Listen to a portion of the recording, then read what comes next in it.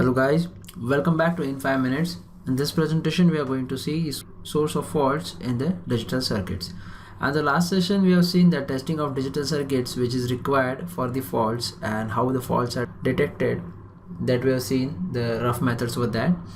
And moving on to the next session, so faults are present, but what kind of faults are there and their types, as well as the source of the faults, where these faults came from or why the faults are there in the digital circuit. See, on the paper when you design a circuit, definitely it will work properly, while in the implementation there is nothing like digital.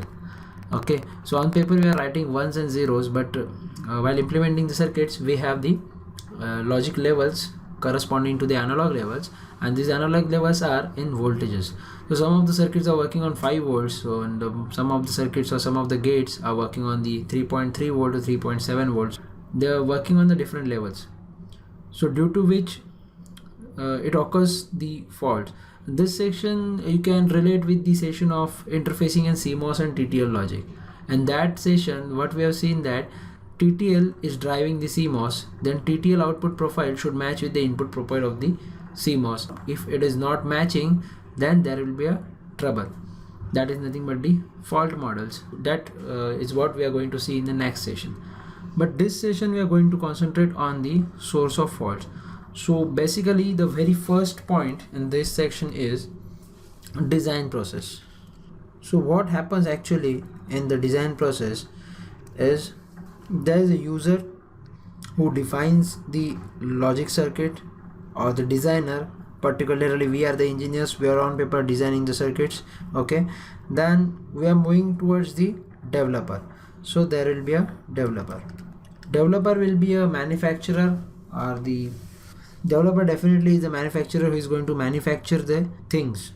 Okay, or according to our digital circuit he is going to write the code. Suppose the circuits we want to design in terms of FPGA or the CPLD, the program should be written by the developer and to manufacture it. Okay, after that the procedure will end in the final design. Okay, what happens in this kind of procedure is there will be miscommunication. So at this part of the communication, what may happen, there is a miscommunication. It may happen the user has miscommunicated with the developer, so miscommunication will be there, or miscommunication or misinterpretation by the developer.